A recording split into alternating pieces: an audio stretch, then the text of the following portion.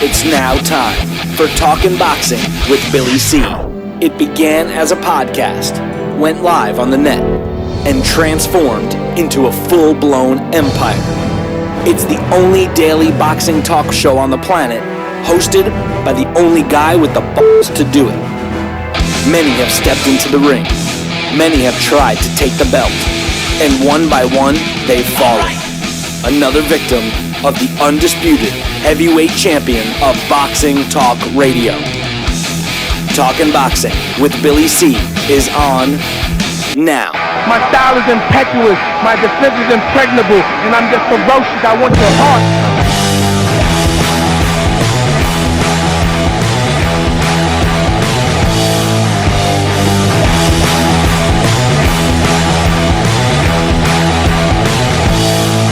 Coming to you live from the Billy C Studios in Lake George, New York. I'm Bill Calogero, and it's time for the Billy C Show. Good morning, good day, good evening, whenever you are listening.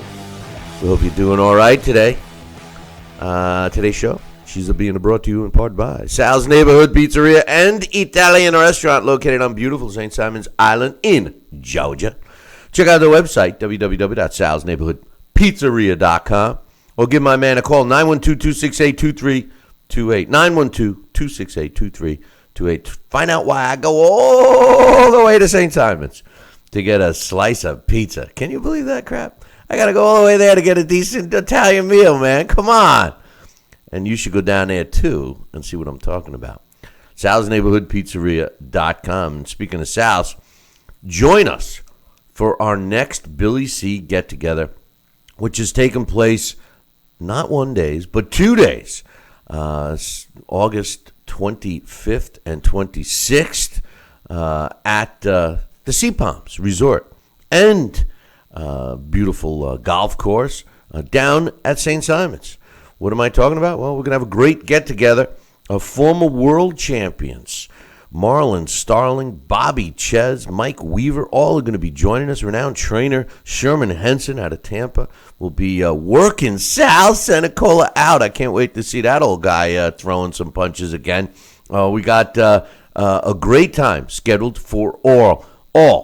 We are going to show the fraud of a fight called McGregor Mayweather, but better than that, we are going to give a sneak preview of at least one of our episodes of Billy C Boxing Revisited, and I think you guys are going to love that. We were talking a little bit about it yesterday, so give the C Palms a call right now and ask for the Billy C special.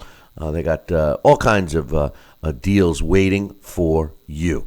So check it out. Visit our website, BillyCBoxing.com, and click on the C Palms banner for the phone number, or just Google C Palms in St. Simon's Island and make your reservations today. We want you to be there with us. Today's show is also being brought to us in part by my book. Tom Molyneux, From Bondage to Baddest Man on a Plane, is available right now where all good books are sold, and you can get a copy right now. Right now. I'm telling you right now. While you're watching or listening, you can.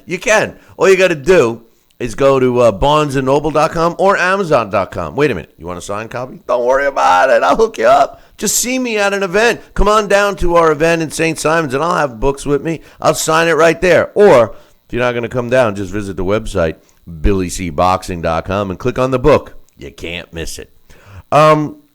Today, we got some emails that we're going to get to that we hadn't got to last couple of days. But today's topic, all day yesterday, I was harassed. I mean, everybody that I saw started coming up to me, talking to me about what Mayweather apparently has been saying in the news. He had a one-on-one interview with Stephen A. Smith, and he's going, I'm really gonna go after Conor McGregor. There's no fooling. He's been saying some stuff. I'm gonna really beat his ass. All this stuff. And he started.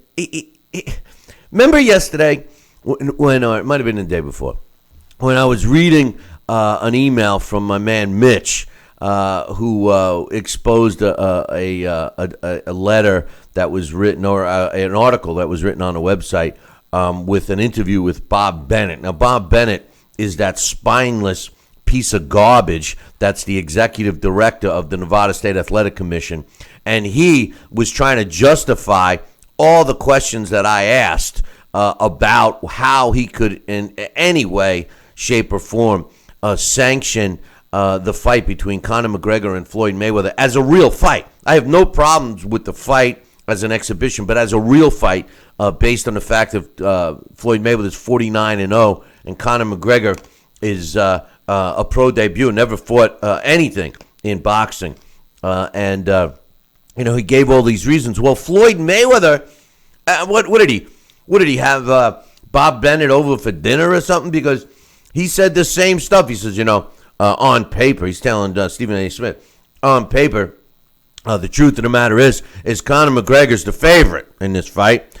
He's younger, he's bigger, he's stronger, he's this, he's that. I couldn't help but remember a famous line by Bob Arum when he said, and I quote, "I was lying yesterday, but I swear I'm telling the truth today." Well, that's Floyd Mayweather. Floyd Mayweather has lied and scammed his fans who have put him where he is financially today by conning them, swearing that he's going to fight a real fight and basically get in there and fight his opponents, and instead we get these boring snooze fest fights, and he's doing it again, basically saying, "Oh, don't forget about my fight with Manny Pacquiao. I'm going to make this one entertaining." I think it's all BS. Joining me right now from St. Simon's Island is my man Sal Rocky Senecola. And Sal, he was lying for the last 15, 20 years, but now we're expected to believe him. What's your thoughts? I think this is going to be the new Floyd Mayweather coming out. I think he's going to be taking the fight to McGregor. It's a new venue for him. It's exciting. He wants something to prove. He's standing up for the entire world of boxing versus MMA. I mean, this is showcase. This is the battle line drawn in the sand, and he can't let down the centuries and the overall whole evolution of boxing and the whole manifestation of the world credibility of the title holders and the champions before Floyd Mayweather. He's carrying this all on his back right now to stand up for boxers everywhere. Whoever put that glove on their hand and got cut and laid me down to cry out in his anger and his pain, I am leaving, I am believing. Oh, that's another song. Sorry. I was just going off on a tangent. I don't know what he's doing. He's trying to sell the fight. He's going to do what he's going to do. Floyd Mayweather's going to go out there. He's going to shoulder roll. He's going to avoid these punches. And I'll tell you what, he is going to pick and peck anything he wants, any part of McGregor. He's going to do that, and he's going to establish that. And, I just want to see him go in there and do a good job. Now, McGregor does have that chance. I've been saying all along. He can run across the ring, wade through any kind of offense that Floyd should offer. But, no, don't expect to go see Floyd coming out aggressive. I'm going to take the fight to you. Forget about it. He's going to wait for McGregor to run across the ring and be rough and tough, and he's going to be stepping out of the way, and he's going to be, like I said, he's going to be the matador in with the bull, and that's exactly what it's going to be. And he's going to have the saber and the sword ready to just decapitate McGregor's head. And he's going to earn himself a knockout, one he hasn't had in a while. He is going to. Listen, I agree. Here's the this thing. Guy's going to be fatigued. He's going to be like, by the sixth round, forget about it. Well, here's the thing, look, we've been beating this. It's a dead horse, but it's a dead horse. It's a pulverized dead horse. It's the rhetoric. It's the fluff. There's no stuff. But the thing that bothers me, and here it is, because I'm going to get criticized. I know my inbox is going to be filled tomorrow morning because all the Floyd Mayweather diehard fans are going to be like criticizing me for saying this. But here's the truth. You guys, and I say you guys, the diehard Floyd Mayweather fans are the ones he's taking advantage of. I'm trying to stick up for you guys, even though I'm not a Floyd fan. It bothers me that he's bamboozled you guys for so long, and he's doing it again.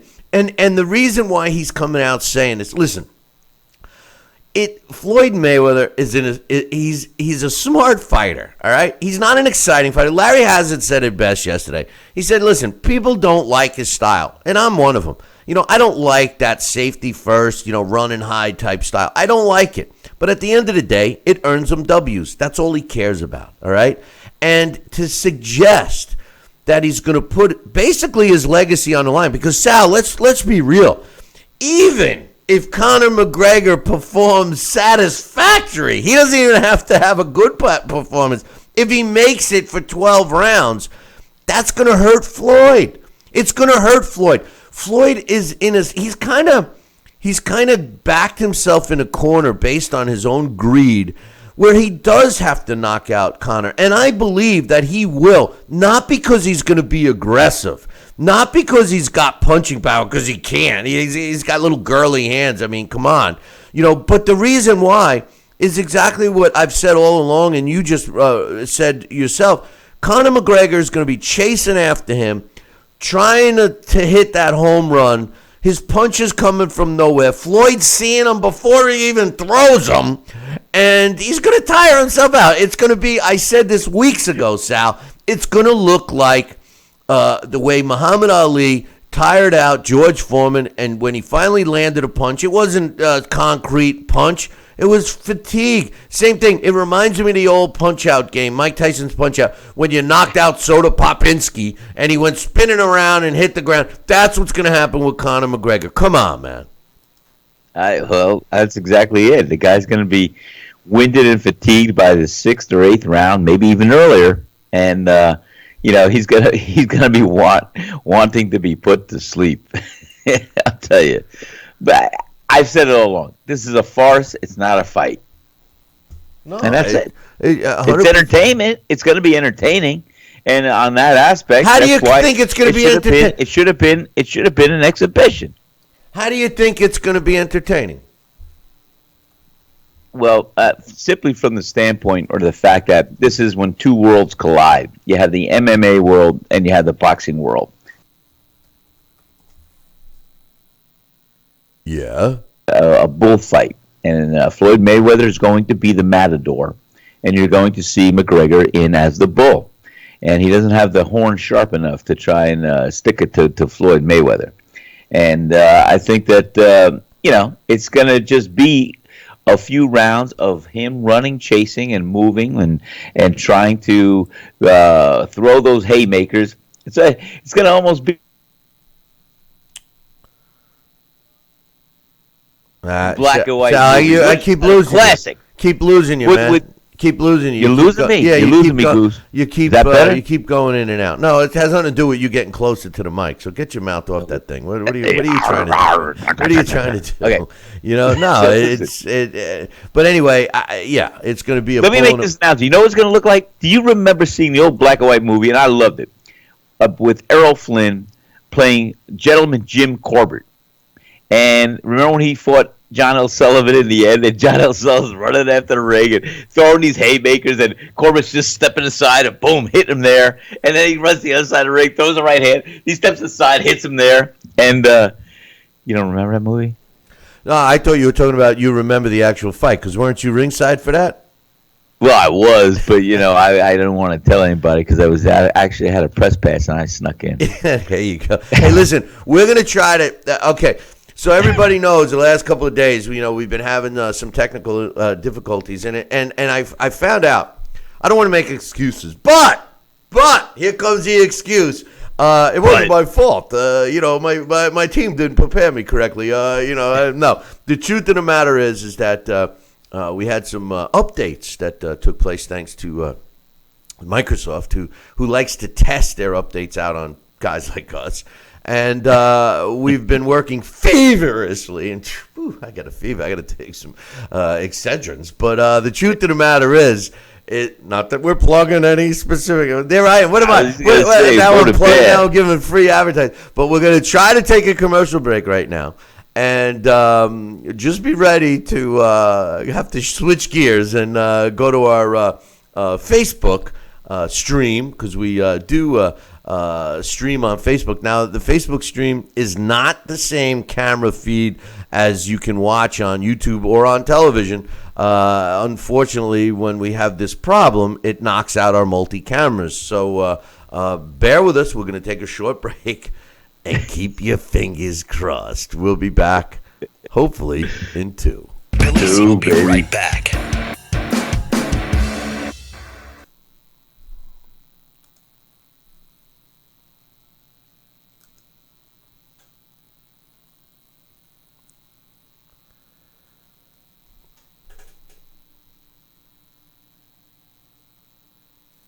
Hey, fight fans, check out KOFantasyBoxing.com.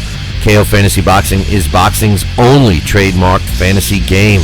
Check it out, www.KOFantasyBoxing.com. Select your own gym, your own fighters, track them through a season that can last from 3 months to a year, depending upon which league you join. You got to check this out, man, www.KOFantasyBoxing.com. Join it today. Again, www.KOFantasyBoxing.com. And tell them Billy C sent ya. Broadcasting in all corners of the globe, on the web and radio. He would scoff at a stretch of that man, I would think. Palla tagliata, messa fuori, c'è Pirlo.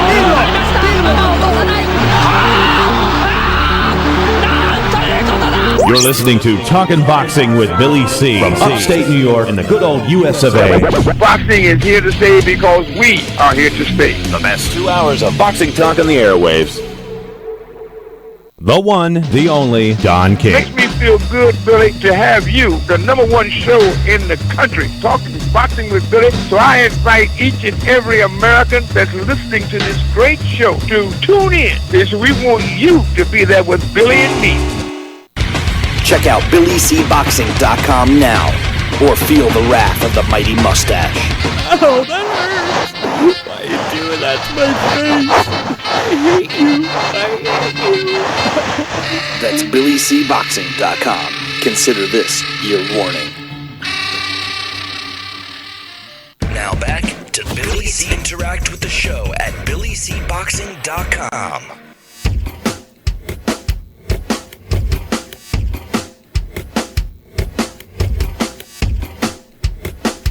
And we're back. Well, I'm back. Hopefully you guys are still getting the video because it shit the bed again. Sorry. We do have Sal on the line. Don't we have you, Sal? You got me? Do you hear me? Well, we hear you, but we ain't going to see you. We're not. Can you see me, Bill? Can you see me? Yeah, I see you. But anyway, here's the good news. The bad news is we lost our multi-cameras.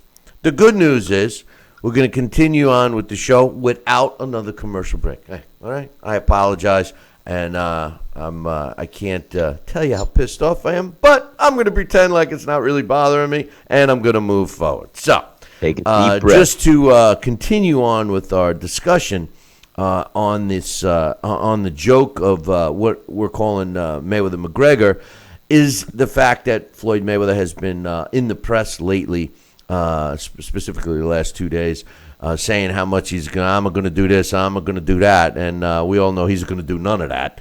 And here's the best part. Vasily Lomachenko, who, who was, a lot of people put him in the pound-for-pound, top pound-for-pound, if not the pound-for-pound fighter. I feel his stock kind of went down with his last fight. We were talking about this yesterday with Larry Hazard. He was showboating, but it was kind of weird, a weird showboat because he was showboating, but yet he was getting hit, But hey, it's aggressive. But Lomachenko tweeted Conor McGregor yesterday. And said, "Hey, need another sparring partner to test your skills against? Call me, call me." I love it because and this adds to the BS of all of this. You got Paulie Malignaggi, who was sparring with Conor McGregor, and left camp because he was so outraged that he claims he was spanking Conor, and Conor showed or at least. The team publicized a photo of Paulie on his arse. I said this all along, Sal, that was all BS because, you know what? All kidding aside, Showtime has invested a lot of money into this fight. guaranteeing Floyd his $1 gazillion and Conor McGregor his $100 million, and the numbers are looking like they're going to be lower. They can't even sell out. The interest level, at least for boxing fans, is not there. When Paulie was saying that he was sparring Conor McGregor, I simply looked at it as, oh, well, this is a media thing. They're trying to promote it. Yeah, I thought that was exactly what I thought. Yeah, I mean, they're trying to promote it. He was his hired sparring partner. Well, Paulie Malignaggi was for a little while, and the truth of the matter was that Paulie's a commentator for Showtime. He's going to be there. So. No, I didn't believe he's got the inside scoop. Well, I didn't believe that he even was gonna. I wasn't believing any of it. Right. Neither was I. Yeah. So, but in any event, I think it's pretty funny. And as of this morning, Team McGregor has not responded. But some other news I want to get to real quick. Former world champ Juan Manuel Lopez, who's sitting on a record of 35 wins and 5 losses with 32 knockouts, will be back in the ring September 30th against Jason Velez, who's 25-4-1. If you recall, Juanma, who's now 34, which kind of is amazing to me because he still looks like a kid.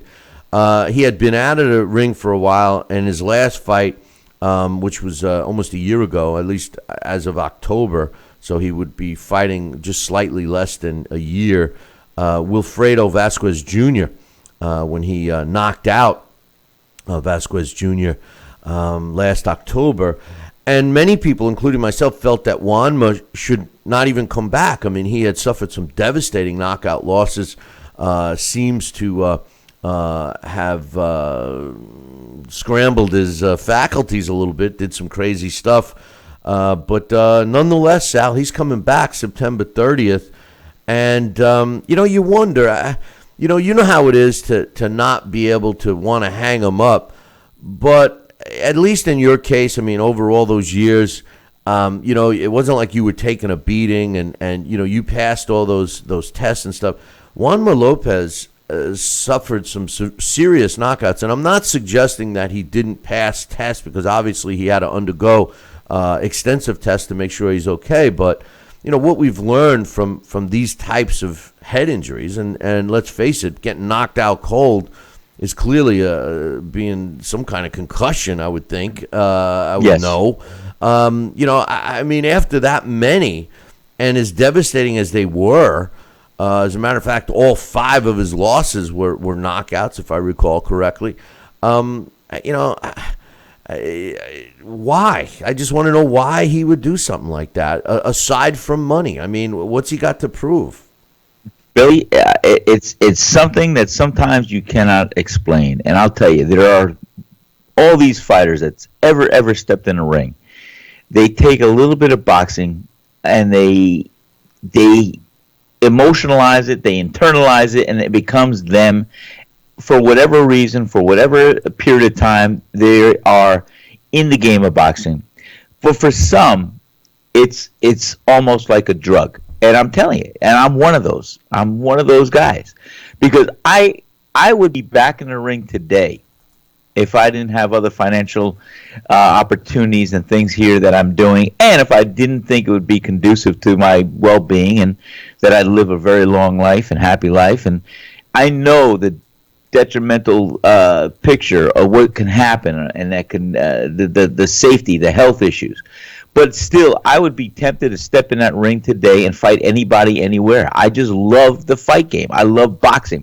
I love putting it to the test. I love testing myself. It's a drug. It's an addiction. And like I've said before, a lot of these fighters. Now, we used to spar tons of rounds. I mean, we would spar 25, 35, 40 rounds a week sometimes just to get in shape, boxing shape, and fighting shape.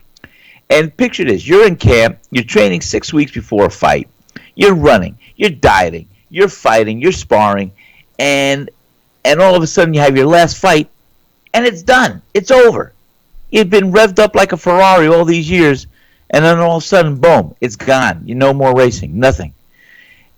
It's hard for a fighter who is on that level or in that emotional state with the game of boxing, because it has that effect. It has the endorphins in your mind and your brain and your chemical body giving you that high, and all of a sudden it's gone. It's done. You no longer have to take the car out on a racetrack. You no longer have to do things, and it's a hard thing to break away from for a lot of fighters. I'm just one of those fighters, and. I was thinking about it, to never feel, it's a chance. You almost feel such a feeling of being alive, and putting the pressure on, and knowing that you don't know what's going to happen by the end of the fight, but you're going to be filled with that whole anticipation of what the fight game is all about, and going through that. It's a bittersweet love-hate relationship, and I'll tell you, it's like Pauline Malignaggi said it best. It's like that old girlfriend that is not good for you, and I mean he hit it right on the head. It's not good for you, and there's other things out there for you to do, but for some reason you just cannot give her up, and you just want to keep going back, and that's probably the best analogy I've ever heard it said. So that's maybe why he wants to come back. Either that or he's stupid. Okay, that's it. Well, sometimes you would hope that the people around these guys would be the ones that would protect them. And that's what you protected me. You and John don't want to see me go back. I wanted to go back, and then everything else.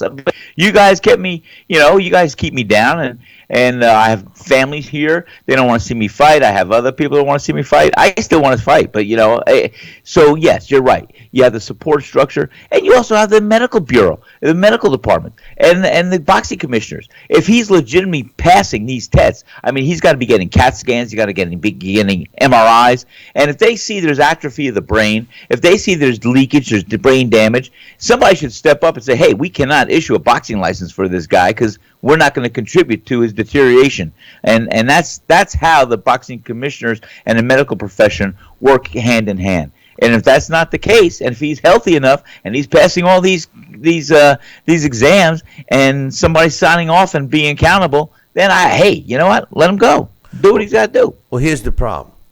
And this is what I had presented to the ABC, which they don't do anything. The ABC is it's a joke, and Larry Hazard has pretty much said so on this show many times. But the truth of the matter is I presented an idea to not only Larry Hazard and the ABC, but even Mauricio Suleiman, when he came on from the WBC.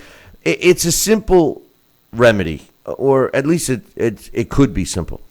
If the requirements for a fighter, when he's ready to turn pro, or she's ready to turn pro, one of the requirements, aside from having an amateur background, etc., is to get a head scan.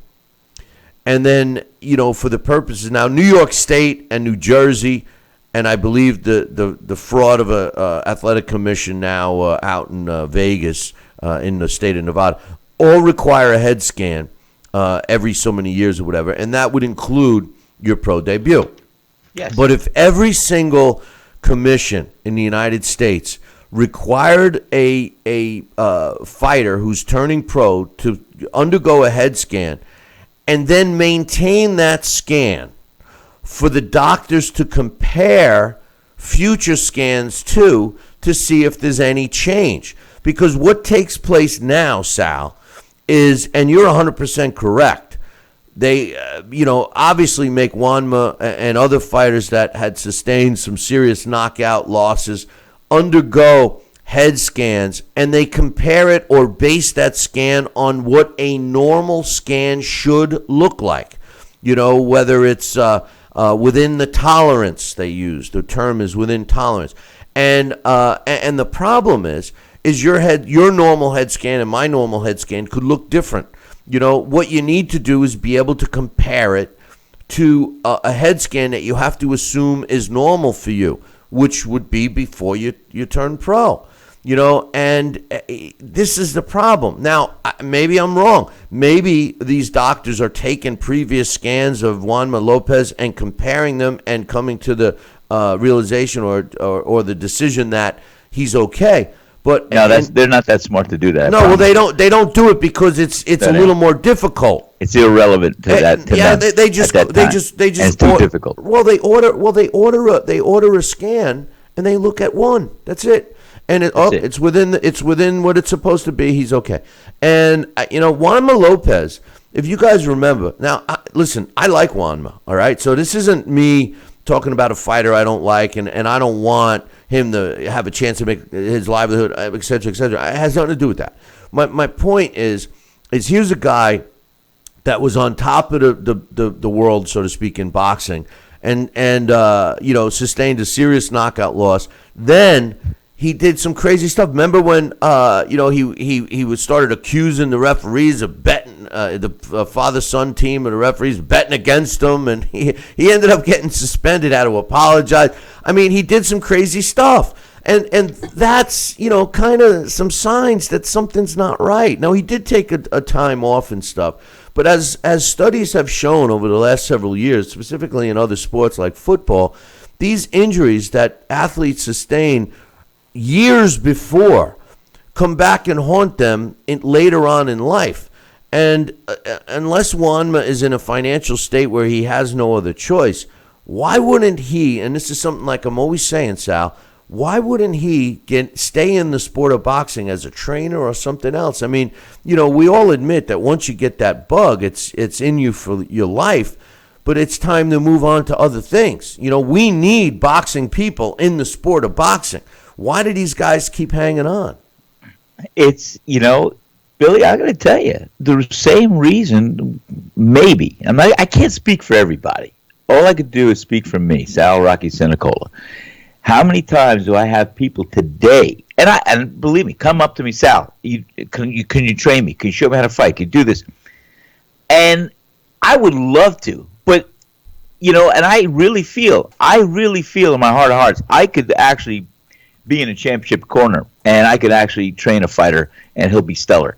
But the thing is this. I still feel too close to the game, unless I'm 93 years old in a wheelchair. I can't, and I don't mean that every 93-year-old's in a wheelchair. I'm just saying, I still feel too close where I can still get in that ring and do something better than what I could show somebody. It's just the whole thing is being selfish, whatever you call it. I don't know. But, what you said is ingenious, and I think it's a definite win-win situation for everybody. Prior to somebody turning pro, yeah, they should get a CAT scan, MRI on record of what their brain looks like. And then every year, when they go back to renew their boxing license, they should have somebody compare the chart with the original and see how much it may have atrophied or deteriorated. I'll never forget one day when I was filling out my New York boxing license in the late 80s, in the application, and they showed an example of a test. You have to look at a symbol. I can't know if you can see it. You have to look at a diagram drawn on a page. And in my last boxing license a couple of years ago, same thing was there. You have to look at this. You get about 10 seconds to stare at it, and then you flip the page over, or 30 seconds, and you got to duplicate what your mind saw. Well, they used as an example on that test Jerry Quarry's boxing license application, and they showed that same little picture, and on the other side it showed him what he interpreted and what he remembered from that image and what he had to duplicate, and it was nothing to compare. I mean, if that's not one of the signs or tests of what your cognitive ability is or how it's atrophied, and poor Jerry Quarry, as well as even his younger brother Mike Quarry, I think they both died in diapers before they were 50 from the pugilistic dementia. I could be wrong, so correct me if I am wrong, but I think they both had that kind of early demise from that. And like I said, other people are predisposed to it. Other people, you look at the great Jake LaMotta. He's still walking around in his 90s, and he's doing fine. And who took more punches than him? But then you look at somebody else. I think everybody has their own physical and a mental makeup. And but I think what you said about the testing and about the imagery of a brain, I think is right on, Bill. And I would be all for that. And I think they should do that on an annual basis when you renew your boxing license. Well, I hope it all works out for Juanma. He was one of the good guys in the sport, and I just hope, and not to mention now he's 34. Bouncing your brain off the skull, and that's causing damage. And you get knocked out 5 times in a row, or you not get knocked out all these times, you're gonna receive brain damage. What do you think? Some quarterbacks retire early. Roger Staubach had some problems with being hit and having concussions. He got out of game probably in his prime. Some other quarterbacks, the same thing. The fighters have to be aware of this, and the ones that are getting multiple concussions from being laid unconscious or just getting hit too hard or bouncing their head off the canvas, they should really look at where they are in their life. And, bouncing the head off the canvas, a lot of people that never fought or never even got in a ring probably have the, delusion that the canvas is kind of soft. It's not. It's like a piece of canvas over wood is what it is. I mean, there's no padding. I mean, there's very little padding, but anyway, I hope it works out for him. That too, Bill. But one other thing, you talk about boxing, you talk about headgears, you talk about the size of the glove. That's all in good. I mean, what are you going to fight with, pillows? But the bottom line is the headgear doesn't do anything to minimize a blow. It protects you from cuts, maybe. But the bottom line is, whenever you jar the head, which is the momentum and the force of a punch, that is almost the same, and it's just bouncing your brain off your skull. And, that's what I'll always say. I thank God that doctor in Memphis, Tennessee, when I had that fight, and it was a great fight. I won that 10-round unanimous decision against Robert Choo-Choo Dixon. And it was a war, a bloodbath. It took 4 cuts, 130 stitches, 2 perforated eardrums, a separated retina. The doctor wanted to stop the fight 3 times. I begged him not to stop the fight because I knew I was going to win. And I did win. And I was getting sutured up. And that doctor, that night in that hospital, I was 26. He said, "Son, how old are you?" I said, "I'm 26. And my biggest concern was, hey, I just got my ranking tonight with this fight. I'm going to be fighting soon, so make sure you stitch that up as firm as you can. And when he said to me, hey, son, we're worried in the medical profession about the cuts that are happening inside the head, not outside the head. I said, what do you mean? And he told me then he was on the medical board of Muhammad Ali, and that what they noticed in the boxing profession and in the medical profession is that you have this fluid in your skull that your brain uses as a cushion, a pillow.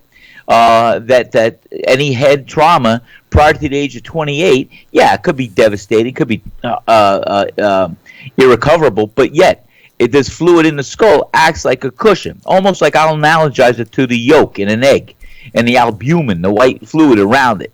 If the yolk was your brain and the albumin was the fluid in your brain, and you shake it, it's gonna get shaken around, but the yolk should stay intact.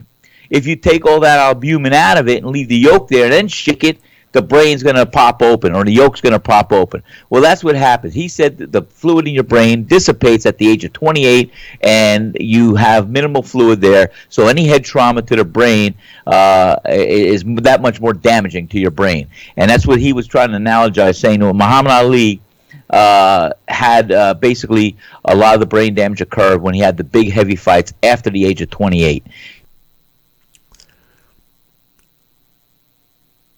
Well, to me at that time, my father was there. He said, "Hey, son, if you want to play with your grandchildren, grow to be an old man, do things when you're old, climb other mountains, then retire from boxing when you're 28."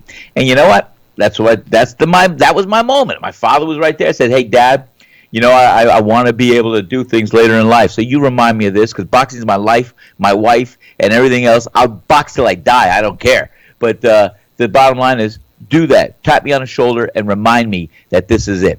And you know what? The last time my father tapped me on the shoulder was after my fight, February 6th at the Atlantic City Convention Center on the co-featured event with Vinny Pazienza and Greg Haugen. I fought Louis Lamelli. After the fight, my father tapped me on the shoulder and said, "Hey, Sal, it's it's a couple years, 2 years, and you're 28.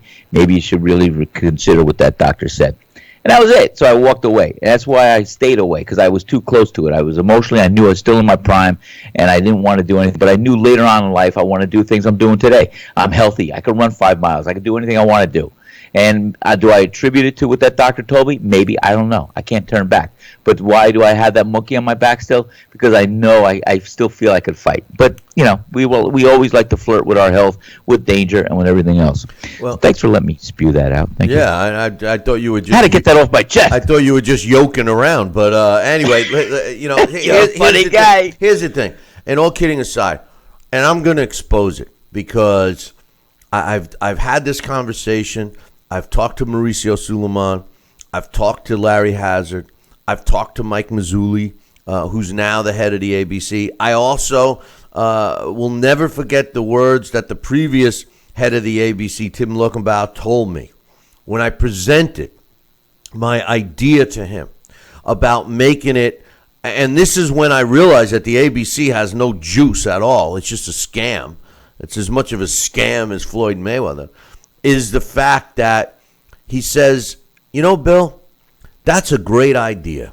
He says, I think you're 100% correct. I think that if we were able to arm the doctors with a head scan of fighters, that would be presumably a good one, prior to a knockout. Now, many commissions order a head scan after a knockout or even a savage beating. And we were discussing this with our blast from the past yesterday on the Gene Fulmer Benny Kid Paret fight, which many people, including myself and you, Sal, since we did the Revisited on it as well, that was the fight that indeed set up the what would soon to be the death of Benny Kid Paret at the hands of Emil Griffith. But the damage that he sustained in the Gene Fulmer fight is the one that most likely did the damage. But at that time, the technologies and the rules of boxing did not require a commission or a fighter to order a head scan or even a suspension where they weren't allowed to fight or even spar or even work out. And technically, when a fighter's on suspension, they're not even allowed to be in a gym. So, I mean, that's what the rule is. But when Tim Luckenbaugh said to me, great idea, blah, blah, blah, but here's why it won't work, Bill. Who's going to pay for it? I'm like, Bingo. What? He says, you can't. I said, the promoter can pay for it. He says, well, that's too much money for a promoter layout, and then we may not get the boxing that we want if the promoters can't afford it. And let me tell you something, boys and girls and ladies and gentlemen, and even you, Sal, that pissed me off. Because the truth of the matter is, a promoter could say to a young fighter, and every promoter wants to sign every friggin' fighter that's out there, all right?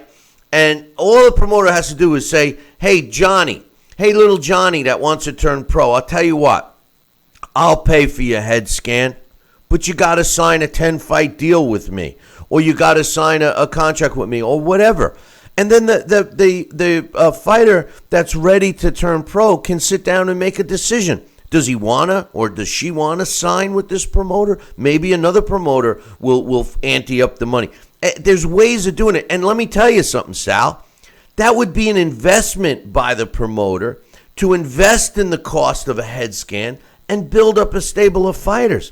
Today, the problem is, and that's one of the biggest problems with the sport of boxing, is that if a fighter doesn't have a promoter to back him, and a good promoter, a promoter that has enough money to put on shows, a fighter doesn't fight, or they automatically become the B-side, and they don't win even when they win. And that's the other side of the fight game that's not too favorable. So maybe by forcing this type of a situation would also increase the pool of available fighters. And while we're at it, dreaming about making this sport a little safer, we should have a unified medical requirement for all commissions. Because then this way, they complain, oh, well, I used to, and hey, listen, I'll admit it. I was licensed promoter, and I promoted in my own state of New York, which is one of the strictest promotion requirements in the country. But I went to other states because it was easier and cheaper for me. I'll admit it, I did it, and so does other promoters. All right, they go to other states where it doesn't require as much, and it's cheaper to put on an event. I did it too. It's a business move. Is it the right thing? Is it safer for the fighters? No, it's not. But the truth of the matter is if we had a unified medical requirement for every single commission in the United States, yes, it may cost more, whether the commission picks up the tab or whether the promoter has to pick up the tab or whatever happens. Yes, the initial cost will be more. However, you would end up with a bigger pool of fighters that are able to fight in multiple states and multiple commissions. What happens now, for example, in the state of New York, the state of New York pays for the head scan for the fighter. So when you're a promoter and you want to promote a fight in the state of New York, guess who you're looking at to bring in to fight? State of the New York fighters, because they're the ones that already have the head scan. They're the ones that have medicals that are already approved. They're the ones the commission in New York State will be more inclined to improve than bringing in another fighter from another state that didn't require a head scan, and that now the New York State Commission has to pay for that head scan. Trust me, does it sound like it's all BS? It's not. That's exactly what it happens. Listen, whether it's right or wrong, it's what happens. So you would end up yes, maybe the initial cost might be more, but at the end of the day, you'll end up with safer environments for the fighters, a bigger pool of fighters, and guess what? The promoters will be in a better position to have bigger stables of fighters, and after all, that's the name of the game, Sal. Bill, I think you're right on. You're so right on. Like I said, there's very little action. People will yes you to death, including commissioners, including doctors, to a degree. They'll want to do what's best. And maybe in their heart of hearts, they have a good meaning and good purpose and good reason to want to do the best. And I think what you just said, too. Do you think it's costing the government in Puerto Rico money for Wilfredo Benitez in his condition? Do you think how much money is it costing for poor Rocky Lockridge right now? He's in bad health. These are the things. If you cover your investment early, invest in the medical scans and things like that, maybe you'll save it in the long run down the road. Who knows? But the bottom line is, this is what really should be done. And I think not even after every big fight or concussion, you could make it easier. But on an anniversary of a boxing license having to be renewed for a particular home state, I don't care, because you know what? You fail one license sanction in a state, you can go to one that's less lenient and have a fight there, and you can pass that one. No, wherever your home state is, you get that annual physical, you get that annual brain scan. That's where you got to go to get your renewal for your license, and that's where the doctor's got to compare your brain scans on an annual basis with the renewal from your home state. And that's maybe one thing that they can do. Who knows? But and the same thing with the boxing, with the fighters. I think it's the cracked glass theory. We saw Benny Kid Barrett when he fought Gene Fulmer. That fight was a war. He took a beating, and I think you were right on. That's where all the damage occurred. It's like the cracked glass theory. You tip over a glass sometimes on the counter. Boom. Boom. Put over again. Bam. It shatters. It breaks apart in a million pieces. I'm not analogizing a cracked glass to a brain, but what I'm analogizing is the fact that like a fight like Benny Kid Barrett, the beating he took in that fight, the war, the exchanges, I don't think either fighter was the same after that fight. You and I have talked about that. So yes, I think if you have a boxing commissioner or commission and you have the state regulations and the medical profession all getting on the same page and see a fighter, what he looks like at his onset, when he turns pro, what that brain scan looks like, and then every year he's got to go back for that renewal of a license, and they compare and they see, well, you have a little atrophy going on here. This is where we are. We should warn you that maybe by next year we're going to have to look at this over again. I think that would be something of what needs to be done. Listen, today most reputable commissions require a head scan after either a brutal fight or definitely after a knockdown. And then you have the other commissions, the major commissions, that require a head scan either every year or every 3 years. And then there's some commissions that require a head scan for fighters that are over a certain age. My point is that that's the one I went for.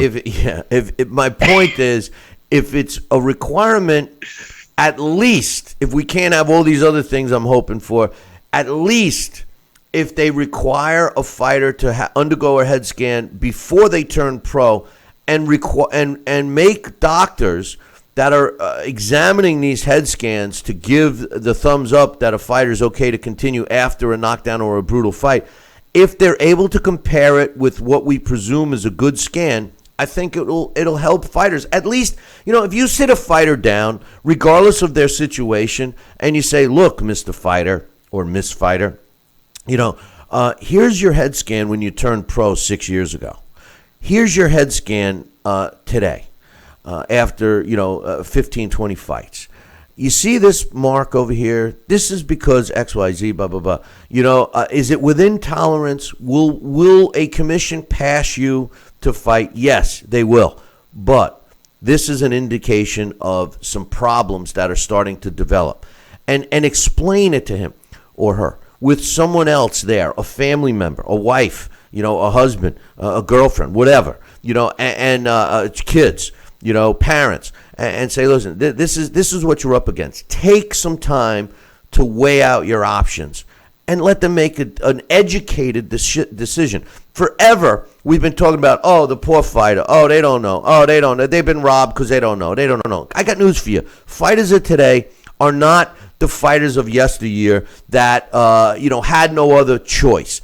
Fighters today are extremely intelligent. I mean, you look at a guy like Keith Thurman, even Mike Tyson. People don't give Mike Tyson the credit. He's very well read. I mean, listen, just like all athletes today, the superstar boxers are just as intelligent as any other athlete. So why not give them the same opportunities? The difference, let's be real, the difference is that there's no league to protect them. That's where the UFC is ahead of boxing at this point. Because and whether Dana White and the powers that be in the UFC are trying to protect their fighters or not, that's neither here nor there. I honestly don't know enough about the UFC, but in the theory of leagues and in the theory of them protecting their players or fighters or whatever, they're supposed to be helping, not hurting. So I don't know. I know we got totally off all the topics that we wanted today, but it is an important thing. And Juanma Lopez, has got to be a guy that many of us who have watched, and I mean, I don't know anybody that doesn't like Juanma Lopez in terms of, his person, the personality. I mean, this is a prime example of a guy that you don't want to see, dribbling down the side of his face in 20 years. I mean, I just don't. Here's another guy that I'm going to talk about. David Price. David Price was a highly regarded heavyweight out of England until he fought a real fight. Now he's a proverbial punching bag, but yet he's coming back again, and he's fighting. They announced yesterday that he's fighting Rafael Zambrano Love, who's also been in some tough fights and now is just a gatekeeper. My point is why? Price trying to make some money. If he gets beat by Zambrano Love, no disrespect to Zambrano Love, I don't even think that David Price should be allowed to fight again. He's 34 years old, and he's another one. How about this one? Robert Alfonso is an undefeated heavyweight. And he's taken on Jason Bergman, who's a journeyman, tough guy, kind of a fighter. But here's what bothers me. It's happening this Friday, and it's for a vacant USBA title. All right? Now USBA title, which is the IBF, is considered a regional title. But I ask you this, Sal. How can any title be contested by a fighter who's come off 2 losses? Jason Bergman has a record of 26-14 with a couple of draws. He's lost his last 2 in a row. He's lost his last 3 out of 4. And by the way, his last fight that he lost, he fought on May 12th, which isn't that long ago, and he lost the decision to Willie Herring. Willie Herring went into that fight with a 14-14 with a 3-draw record. I just want to know, how can a sanctioning body, and I worked with a sanctioning body. I was in charge of the U.S., and I'm not even going to mention the sanctioning body, but I was in charge with the United States for a sanctioning body, and I know what happened behind the scenes and several reasons why I walked away. But how can a commission or a sanctioning body sanction a fight like this? This just adds to what we're talking about with these titles that have lost the value, which brings us back to what we were talking about yesterday and the day before about Anthony Joshua, who I think is the best heavyweight on the planet, fighting Deontay Wilder now, because who cares about those belts? The value of these belts, because of fights like this, even though that this isn't a world title, have gone down, Sal. You make great points, Bill, and I can't argue it. I remember after I had my comeback fight, I told you and John, I said, I want to fight for the title. I want to get a championship belt. And you guys looked at me and said, Sal, it's not the same. You haven't fought in 25 years. Let me tell you what's going on now in the fight game. The belts don't mean the same. And you had a hard time giving me an explanation. But, I also told you that I could get you a shot if you won a couple of fights. Did. That was the truth. That. You said you could get me a shot. And that's the sad truth. If it wasn't for my torn rotator cuff and having to wait a year and a half for that to heal, I get surgery and everything else, I don't know if I was ready for that. But I wanted a shot. If I could pass a boxing commissioner, if there's any boxing commissioner out there that could pass me with a torn rotator cuff, I'll give it my best. I want to still fight. Let me know. It's just, it's crazy. It's crazy. And listen, I'll close this with one other thing. You mentioned pugilistic dementia before when you were yoking around. Yes. But I was joking around. Let me explain something. Several years back, and for anybody that's new to this show, we're in our 14th year, and several years back, I had a really good interview that we were discussing head injuries and stuff like that, and Michael Nunn, who was one of my favorite fighters to watch during his era, his wife and he, because he's suffering from what we used to call pugilistic dementia, which used to be called punch drunk before that. There's actually a scientific term for it, thanks to Michael Nunn's wife and the discussion that we had.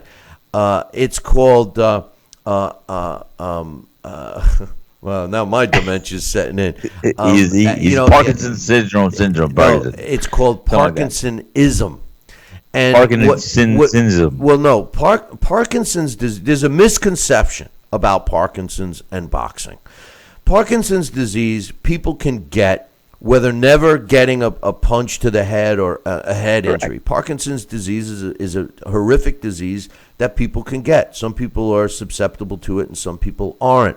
A great example is Michael J. Fox. He's never fought a day in his life in the ring, and he suffers from Parkinson's disease. But Muhammad Ali, because of his suffering, a lot of people are always comparing the wars that he had with the warriors that he fought as the reason of his Parkinson's disease. Well, Parkinsonism, which was pointed out and been proven now, is when a fighter who may have been susceptible to Parkinson's before they became a fighter, okay, it basically speeds up that process, and that's what that's what had happened with Muhammad Ali.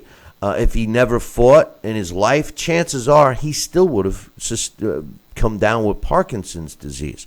Now, in Michael Nunn's case and in fighters' cases that are what we used to call punch drunk or pugilistic dementia when we were trying to be politically correct and didn't want to refer to a fighter as being punch drunk. Or being punchy. That's what you say. You're punchy. Well, now they actually have a term called Parkinsonism, and it's something that could very well lead to Parkinson's if that individual was susceptible to that disease to begin with, or now, because of the advent of specific drugs and things that can help, they're able to control it. And these guys and gals that suffer from it have good days and bad. So they are working on it, and because of technology and scientific study, they are making some breakthroughs. And if people are out there looking to try and help a cause like that, that's the types of things to donate money to. Something that has a blanket effect not only on our sport but other sports and other human beings as well. So look out for that. It's a term. It's called Parkinsonism, and we wanted to get her back on and discuss more. And maybe just us talking about this now should get me to reach out to those guys again and do that. But anyway.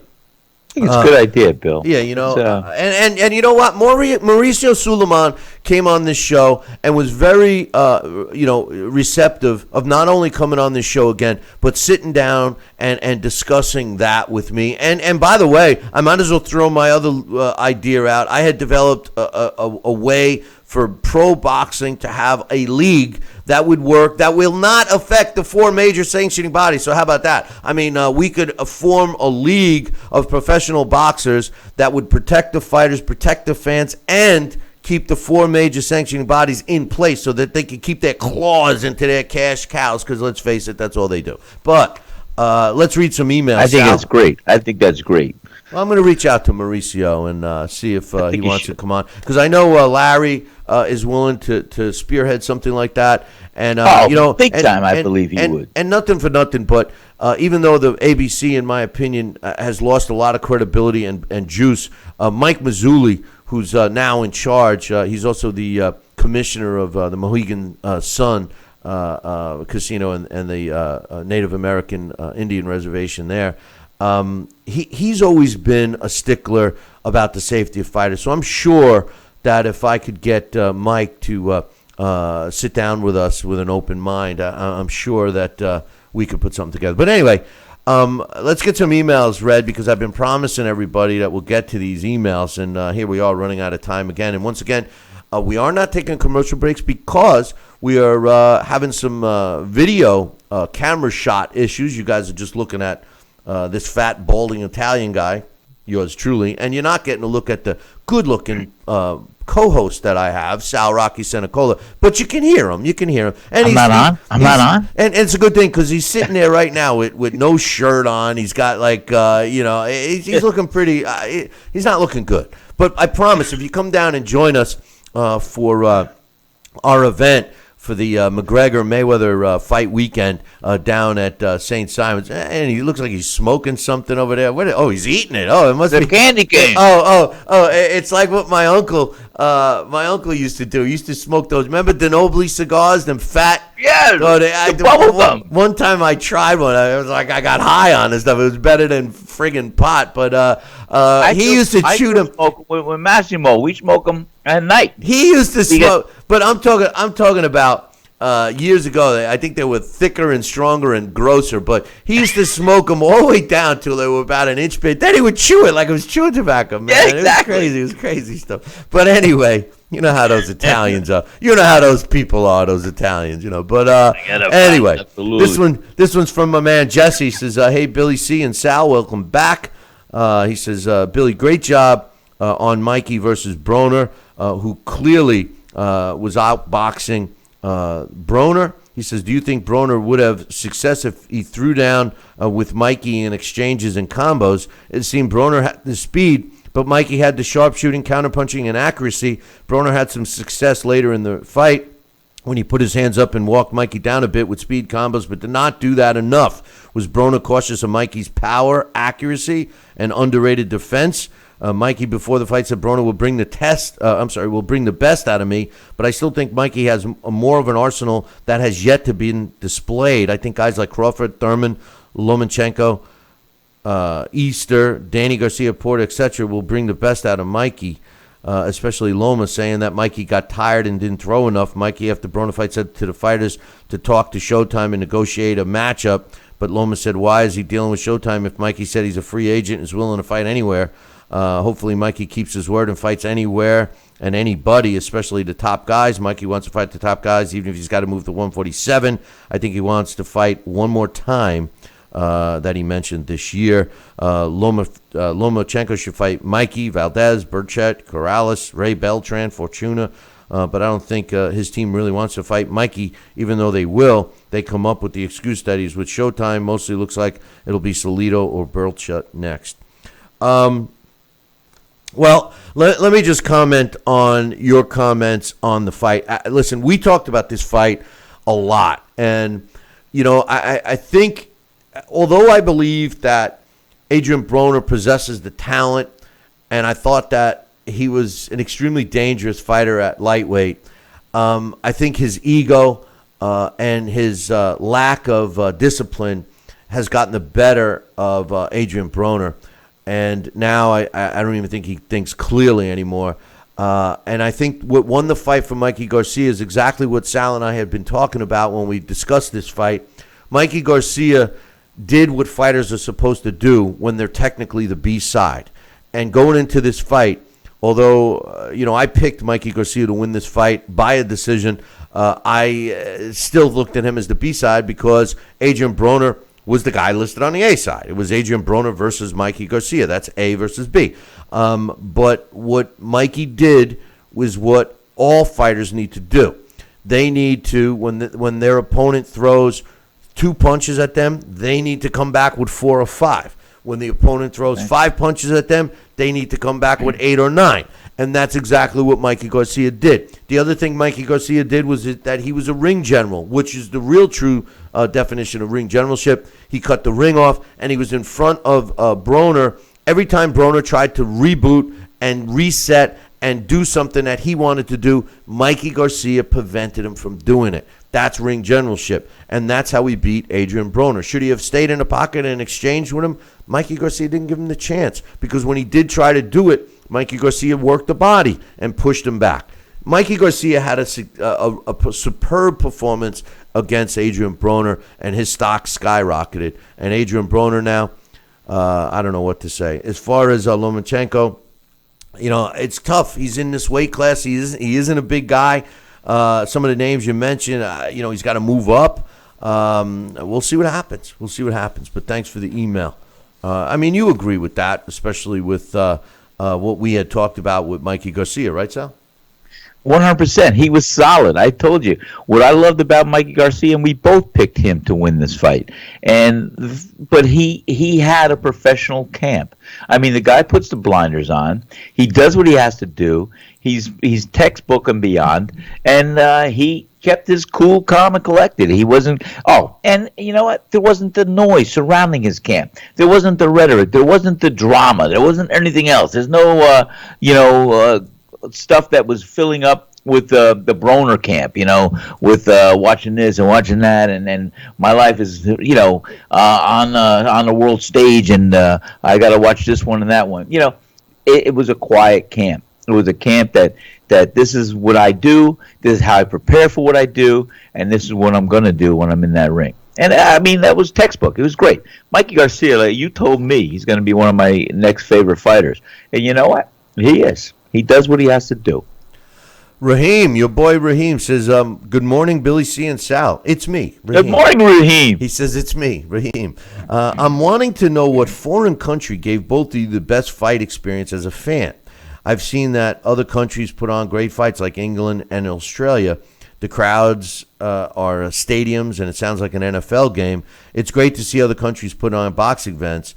Also, if Joshua and Wilder fight is going to be in America or in England, I'm waiting for this mega fight to happen. I give Wilder the slight edge because he has not been downed in a fight, and Joshua was rattled by Klitschko and was downed, but he showed courage by getting up, and that was great to see. He's got another comment outside of boxing. But you see, Raheem, this is what bothers me about you.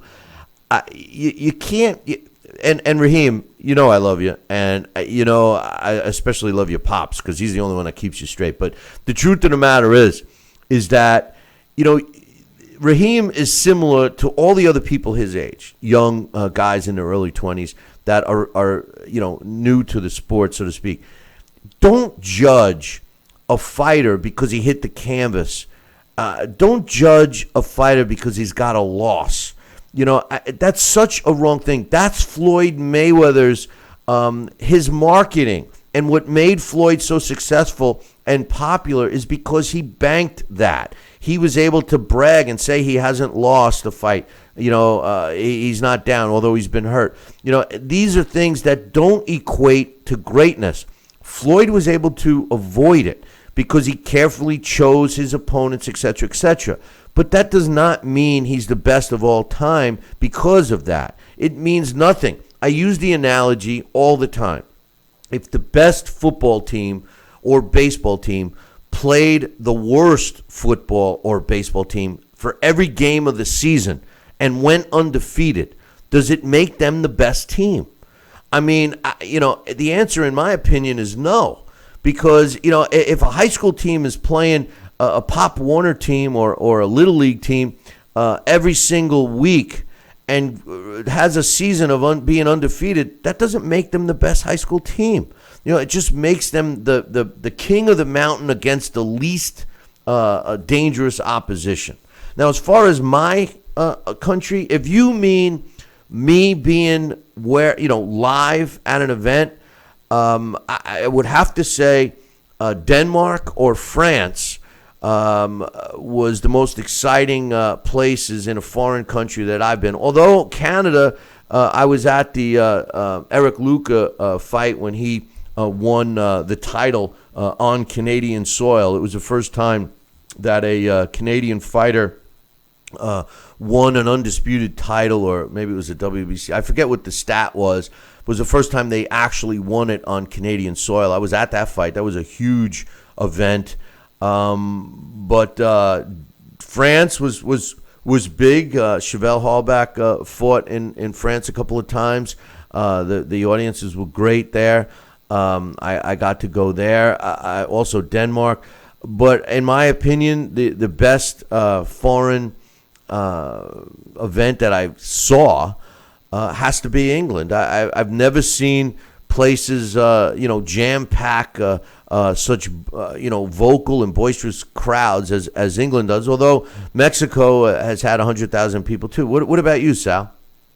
I'll tell you what, I love what we see over in England. The fans, the stadiums, I mean, these guys are just they rally behind their guy, and they're celebrating. Like I said, it's an event. It's an occasion. It's a celebration. And these guys are loud, they're vocal, they're behind their fighter, and it's a celebrative atmosphere, more so than what I've seen in the United States or in any other country. I fought in France, I fought up in Canada, and the fans are good there. And it's a unique thing to see with different venues in different countries how fans do react. But I would say for my bet, if I ever wanted to go anywhere to watch a title fight, and I could choose any country to go to, I would want to go to England or Italy. I like to go to Italy. Oh yeah, me too. Me too. For sure. But anyway, his last question is: lastly, my Bears let go of Cutler, and now he's with the Dolphins. But why is no team taking Johnny Manziel? Why can't my Bears pick Manziel, who has the talent, but he played for the Browns, and the Browns didn't have a good overall team? Manziel was great at Texas A&M. Thanks for the email, Raheem. Well, to respond to that, Johnny Manziel was great in college, and when he was about to be drafted in the NFL, my thoughts on football Johnny were simple. I thought he was too small. But that's not the reason why teams are staying away from him. The teams are staying away from him because of his off-the-field antics. And the NFL is strict. They have an image to uphold, and they don't want any BS. And Johnny Manziel's actions outside of the NFL just bring too much negative press on him. And it's similar to Colin Kaepernick. Colin Kaepernick. Yes. I can't stand the fact that this has become such a racial political thing. Well, it's more racial now, and people are trying to make it racial. Listen, he chose a bad way to make a statement. And, nobody is going to deny that you have the right to make a statement any way you want. But what he did kind of affected people of all colors and backgrounds because he went against the country that basically made him a millionaire.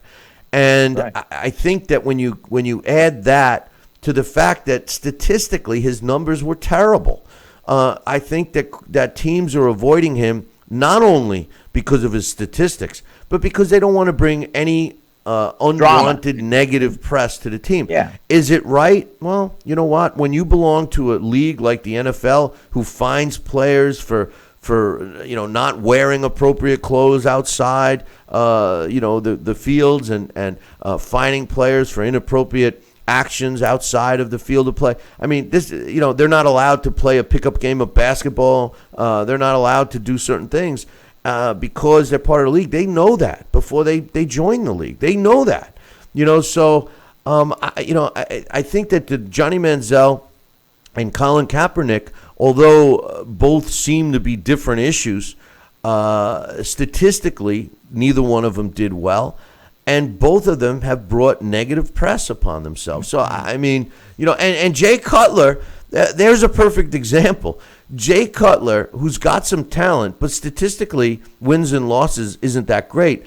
But Jay Cutler, how do you pick a guy like Jay Cutler when he's he's all about himself kind of a guy? You need a leader as a quarterback. He has demonstrated many times before that he's not a leader. The only reason the Dolphins picked him was because the head coach of the Dolphins was the offensive coordinator for the Bears when Cutler was with them. And he just figured that Cutler knows the system, et cetera, et cetera, et cetera. And let me say this on the Colin Kaepernick issue. I'm a Jets fan. We all know that the Jets suck.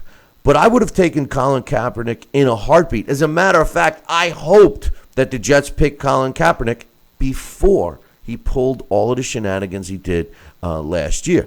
And then now I said, oh, geez, whether he could do well for the Jets or not, the negativity that the New York press would bring on him it would be terrible for the team. And honestly, that's the only reason I wouldn't want to see him, because I always liked him as a quarterback. When he was with the 49ers and he went to the championship games, he had the right offense around him. I liked him. I just think that his interest in the game has faded, and he needs to find himself. I think that's the biggest problem with Colin Kaepernick. I think he's still searching for himself. But anyway, don't want to get too much into that, Sal. But what do you think? Go ahead, Sal. Go ahead. Thank you. Well, did I ever tell you I'm a big Jet fan now? Since Pat Ryan came in my restaurant the other night with his lovely family. You told us yesterday. I'm a big Jet fan. You know what? I went online yesterday to try and find a jersey, a number 10 for Jets, because I'm going to surprise Pat Ryan next time he comes to my restaurant. I'm going to have his picture on my wall, and I'm going to have a Jet football helmet and a Jet jersey with his number on it hanging next to my Phil Simms jersey. And so I gotta find some resources to get these things. Like Google it. I was on eBay. You could go to Amazon. I couldn't find it. You could go to any sports shop that sells NFL jerseys and have a number 10 put on it, and then have good. I'll do that. And I got one other question. One other statement. I wanted to help with Raheem's email. I think he made a comment about being knocked down, and I wanted to tell Raheem in his evolution of fighting and learning about fighters. Yes, Anthony Joshua was down, and maybe Deontay Wilder has not been down yet. But Raheem, you're gonna see over a lifetime being a fan of boxing, sometimes the greatest fighters, they get knocked down, and it's not how many times they get knocked down, but how many times they're able to pick themselves up and summon whatever they got to do to put it together and become the winner of that fight. So they not only do they get knocked down, but they can pick themselves up and come back and win. Hey, and that's the merit of a true fighter. Not only that, but listen, several years back, I was never a big Larry Holmes fan. And No. I'm not a fan of fighters that get in front of a mic and a camera and start saying, I need to get more respect. Nobody gives me respect. And Well, he did that, I know. Well, two fighters that I watched as a fan, Larry Holmes and Lennox Lewis, both did that. And during their careers, I wasn't big fans of either one. And subsequently, with Lennox Lewis, as he retired as a champion and never went back, I've learned to respect his accomplishments more. And as far as Larry Holmes went, I'll never forget it. And I tell this story, and even Ernie Shavers tells the story. I'm friends with Ernie Shavers. He's been part of several of our events. And one time I went, we had an event, and I personally went to pick up Ernie at the airport myself because I wanted to see him. And I wanted to spend some time with him alone. And as we're driving back, I said to him, "Hey Ernie," I said, "I've been getting criticized about my thoughts about Larry Holmes." I said, people say he's one of the best all-time heavyweights and all this stuff. I said, what do you think? Is he one of the best ever? And Ernie Shavers said to me, "Billy," he said, "let me tell you something." He said, "When I fought Larry Holmes and I knocked him down," and this follows what you were saying, Sal, and Raheem should listen carefully. Ernie Shavers said, "When I knocked him down, I thought I killed him." He says, "I was leaning on the ropes with my hands up on the ropes, my arms up on the ropes, and I'm looking at Larry, and I was praying to God that I didn't kill him." He said, and then all of a sudden, I saw Larry twitch, and I saw him look at me out of the corner of his eye and started pulling himself up. And meanwhile, the ref is counting. He says, by the time he got up, barely beating the count, he said, I knew that I was in trouble. And that fight went on, and ultimately Larry Holmes ended up knocking out Ernie Shavers to get the win in that fight. Wow. So what you just said, Sal, is 100% correct. Just because a fighter hits the canvas does not diminish the quality and talent level of that fighter. And since the conversation, just for the record, so if you're starting to write me an email about Larry Holmes, you can stop right now, because since the conversation I had with my man Ernie, I do admit that Larry Holmes was one of the greatest of all time in the heavyweight division. This one is from my man Jeff. Thanks for sharing that. I like that. And he says, I'm so thankful that ESPN has these fights, but I barely can take the announcing. Listen, no matter how bad the announcing is on any network, the worst is Mario Ronaldo. He is the worst thing for boxing. Please, mute it like I do. That guy, and how this guy still has a job on Showtime, I don't know. But he says the studio panel is a joke with very little boxing knowledge at all. Very difficult to listen to. He's right. My man Jeffrey is right. When they go to Stephen A. Smith doesn't know crap about boxing. He doesn't know a left hook from a fish hook. The only thing he knows is Floyd Mayweather. And to have him in the studio is ridiculous. And let's be real. Dan Raphael is a writer. He's a journalist. He's no boxing guy. Make no mistake, Dan Raphael, he doesn't know crap about boxing either. I challenge anyone to go find a piece that Dan Raphael wrote that shows some kind of substance other than fact, where he'll say a fighter's making X amount of money, he's from this place, he's from that place. Dan Raphael is great at uncovering all the true facts about a fighter, his opponent, the background, etc. But never once does he get into the nuts and bolts of fighting, strategic-wise, what a fighter does right or wrong. You'll never hear him talk about technique, etc., because he doesn't know. He's too busy eating donuts and friggin' hamburgers. But anyway, he says, on-air Tim wants to, and he's talking about the ESPN Tim Bradley. He says, on-air Tim wants to express his opinion, but Teddy holds a father-like shadow over him, causing him to flap into opinion wind.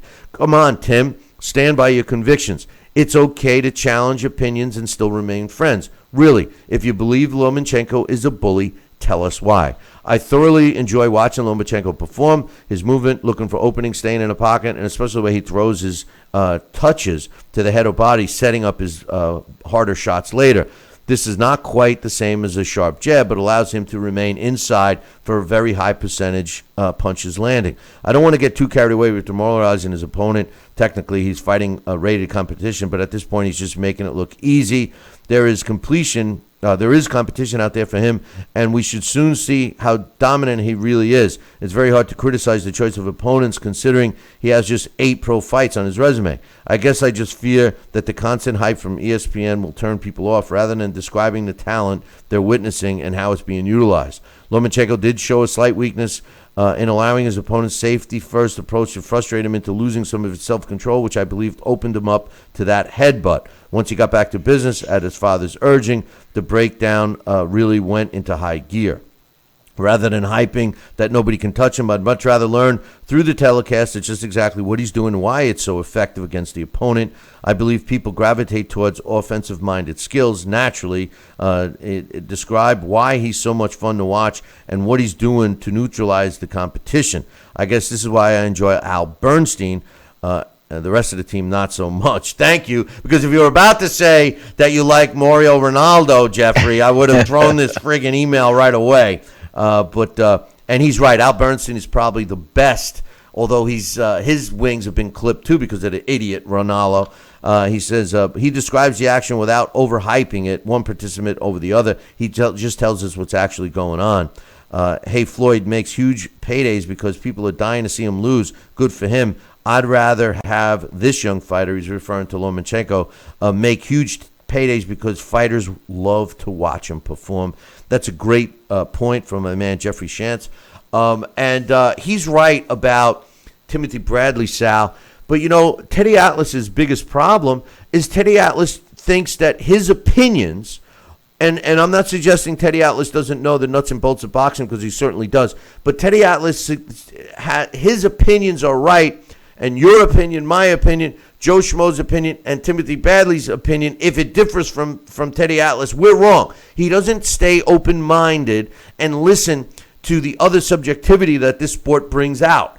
And that's one of my biggest hang-ups with Teddy Atlas and why he sucks as a commentator. He does. He sucks as a commentator. Not because he doesn't know the sport, because he is a boxing guy, and he's the kind of guy that I would love to see commentating fights, except he's got to become more open-minded. Every fight that he scores, which I've said many, many times, they should not give Teddy Atlas a scoring card and a pencil. They should give him a coloring book and a crayon because that is all he can handle. He cannot handle scoring a fight. And when he scores a fight one-sided, what does he do? He says all the judges are corrupt. They're all being paid off. They're all being this. Because he doesn't leave himself open-minded for anybody else's opinion, and I got a problem with that. What's your thoughts, Sal? I see where you're coming from. I thought you were going to ask me if he stays in the lines when he colors. I don't know if he stays in the lines, but I'll tell you what. Yes, he does know a lot about boxing. He does add some great dimensions to his input as far as what he sees and observing the course of a fight. His scoring and everything else, and his ability not to empathize or understand or see how another person may see a fight differently.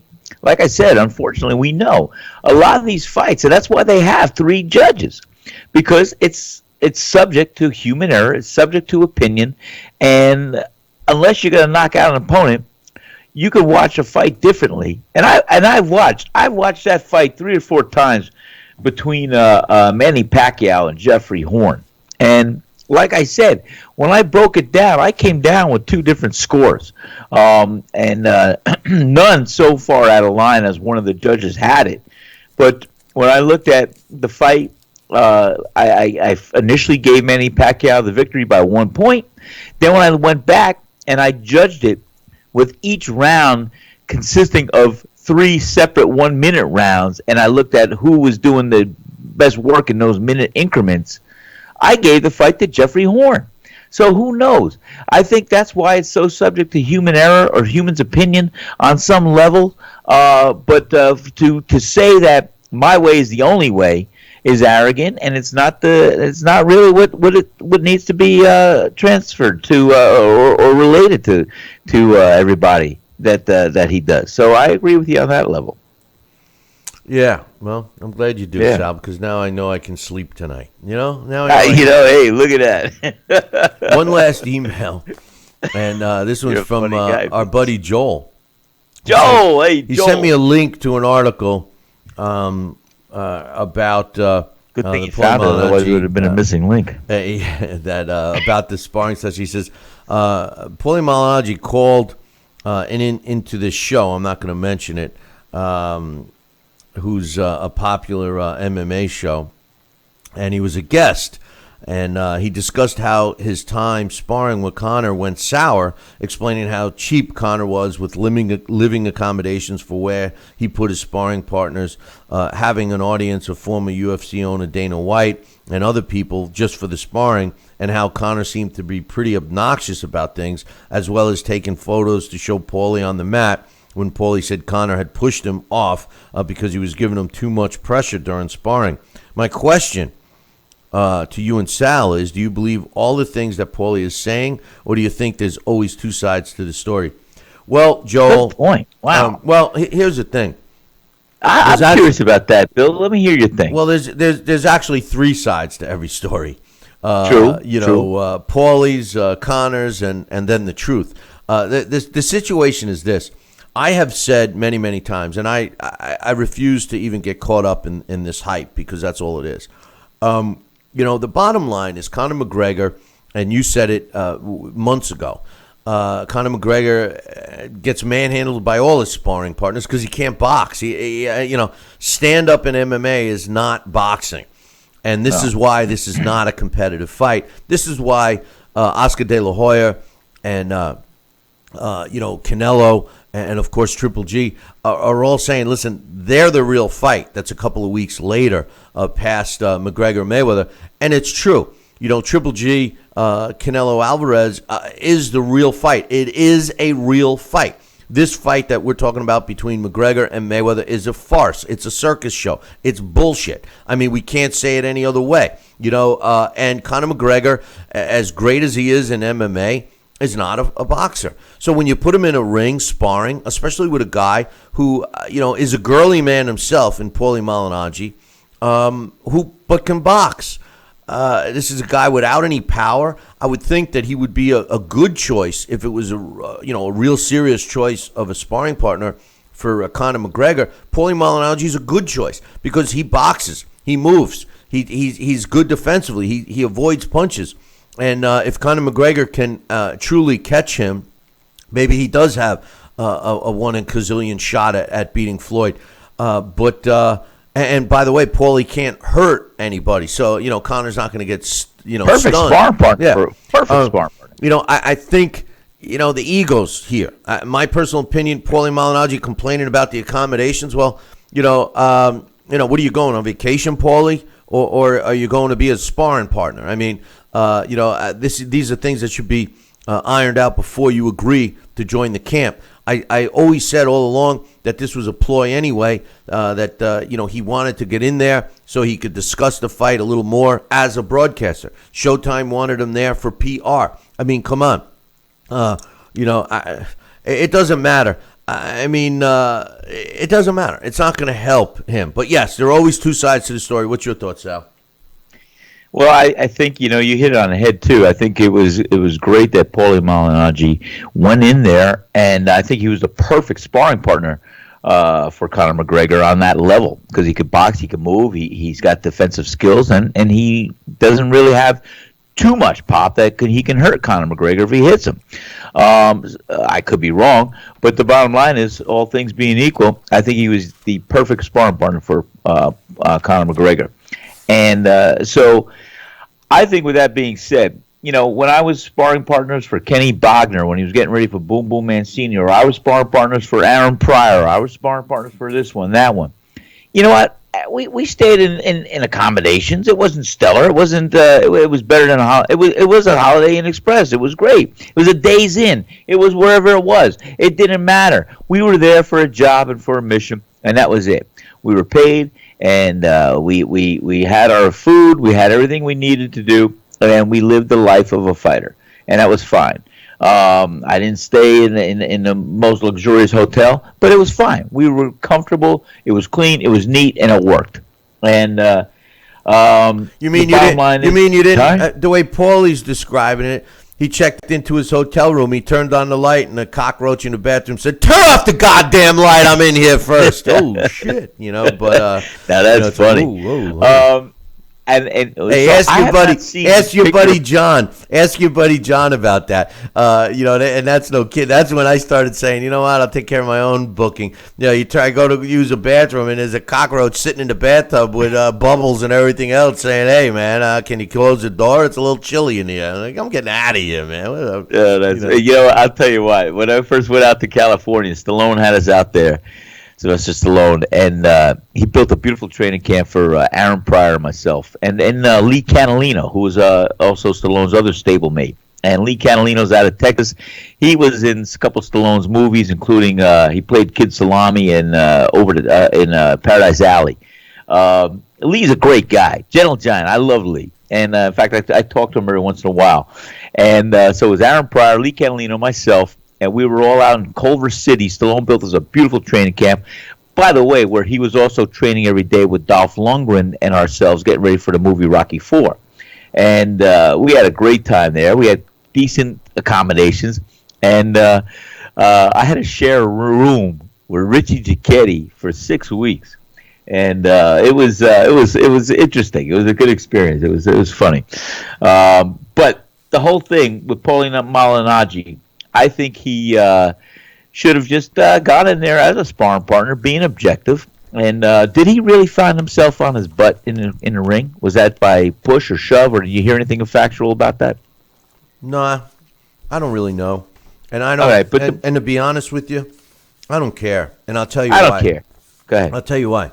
Because it's all a scam. Showtime. Listen, if this fight doesn't do well, Showtime's in trouble financially. They're putting a lot of money out. And I just want to close with one last thing.